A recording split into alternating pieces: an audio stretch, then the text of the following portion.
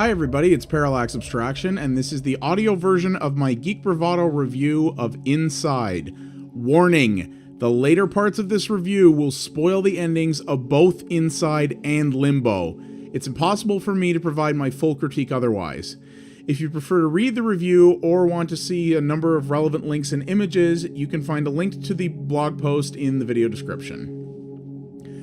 After debuting with the hit Limbo in 2010, many were eagerly awaiting the next title from Danish indie studio Playdead.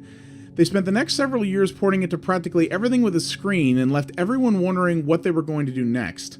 Their second game, Inside, finally came out recently, with very little buzz for something so highly anticipated.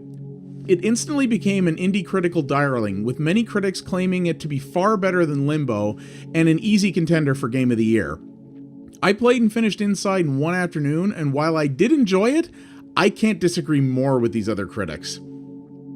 The common elements between Inside and Limbo are plentiful and obvious, but Playdead have also made some nice iterative improvements. There is no UI, and you only use 2 buttons and the analog stick. The mechanics are so simple, the games don't even have a tutorial, nor do they need one. They're able to use this minimal control style to create some deep and intricate environmental puzzles, and while most of the ones you'll encounter in Inside aren't very difficult, it's also impressive what they were able to construct with only 2 buttons. It's not a bad formula, but it's not all out of line to say that the majority of Inside just plays like more Limbo, and after 6 years of development, I'd hoped we'd see more than that.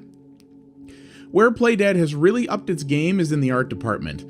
Limbo had a very flat, black and white, almost newspaper comic art style that was striking and beautiful, but like its mechanics, very minimalist. Inside is in color, but still uses a limited palette to great effect, using generally subtle variances in tone to highlight important things. If something stands out, you know they intended it to be that way. They also used a means of presenting depth that I can't really explain without visuals, but everything really pops out, almost like it's being presented in stereoscopic 3D, even though it isn't. Check out Giant Bomb's image gallery on the game for some great examples. It's a beautiful yet oppressive aesthetic that weighs you down with intent. There is music in Inside and it conveys the mood very well, but you won't hear it very often. Most of the game's atmosphere is contained within its soundscape and it's used to great effect. It's not often where I can say a game is frequently at its best with the absence of music, but that's certainly the case here. Inside is largely a game of solitude, and the humming ambience and deep echoes you hear when manipulating the puzzles convey that very well. There's no doubt that Playdead are masters at using as few auditory elements as possible to create a mood. Here's where the spoilers come in. Like Limbo, Inside is getting most of its praise for its storytelling. There is no word of dialogue in either game, and everything is communicated through the environment and the sounds and movements of your characters and those around him. That's a great way to tell a story when it's done well, but I don't see how anyone can think Inside did it better. Like Limbo, you play a young boy who's on the run. You start off having no idea why and are supposed to find out as you wind your way through the world. Whereas in Limbo, you are being pursued by otherworldly creatures, Inside takes place in something more closely resembling the real world. You're running from actual people, and you discover that some evil corporation or possibly government is enslaving people to essentially become remotely controlled automatons for what I imagine are the wealthy class. You first learn this by being put in a position to control some of these drones to solve a puzzle, then later have to impersonate them in what looks like a human quality assurance line. This was the part that stuck with me the most because it's truly shocking when you first see it and makes you question just what kind of dystopia you're trying to get through and why everyone's so keen on tracking you down. The problem is nothing is ever explained to you. You don't know who you are, why you're running from these people, why you eventually end up running towards them, or why you're really doing anything at all. Early in the game, you come across a farm where there are dozens of dead pigs everywhere. The one pig you find alive attacks you relentlessly until you trap it in a corner and pull off its tail, at which point it becomes completely docile. None of this is explained at all. Later on, you come across what seems like a young girl with long flowing hair who lives and breathes underwater. Whereas water meant instant death in Limbo, Inside has several sections focused around swimming. This girl pursues you relentlessly in these sections and kills you instantly when she gets her hands on you, except for one point later on where you can't avoid this and she suddenly bestows you with the ability to breathe underwater. Why? Again, this is never explained. Eventually, you infiltrate the oppressor's massive and daunting facility. What you end up finding at the end of it is a grotesque ball of humanity in a tank. It looks like a massive concoction of random body parts. You have no idea what its purpose is, if it's fully formed or some kind of experiment in progress, or even if it's sentient. You just know from the crowd of workers around the tank that it's something important, and that it's where your character aims to go. You work your way to the tank and dive in with this thing. Your character then proceeds to merge with it for, again, no obvious reason, and it's here where the game takes a massive twist, turning from slow and methodical puzzle platformer to a semi-horror action game. You now have control over the abomination and proceed to quickly break out of your enclosure and raise hell. Being more or less round and covered in various human limbs on the outside, you're able to roll yourself around and crush anything in your path, but still have the means to use elevators and navigate obstacles.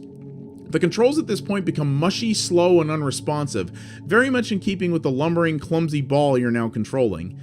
You instantly get a dopamine rush at this point that lasts for several chapters as you barrel your way through this horrible prison, destroying everything in your path and sending the workers scattering in panic. It feels like revenge and like the oppressed going Godzilla on the oppressors. It was a blast. You will eventually roll your way into an office where a terrified figure in a tie cowers against a window. It's never stated, but it's obvious that this is the person in charge. There's no time pressure here. You can sit and stare him down as long as you want, making him live the fear your character did in getting to him. Then you charge, burst through the wall, fall several stories, and turn him to red mist as he breaks your fall. As soon as I hit the ground, I instinctively put my fist up and exclaimed, "Fuck yeah!" But it's not over yet. There are several chapters left in which you have to try to make your way out of this place now that you seemingly accomplished your goal. There's no clear path out, or what you'll do when you get there, but you're going to try anyway. Several more puzzles stand in your way, including a surprising one where one of the remaining staff who is desperate for you to leave actually provides a measure of assistance.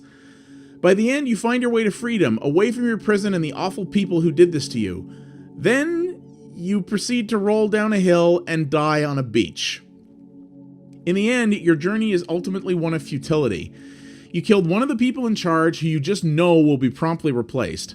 You've made no substantive improvement to the world.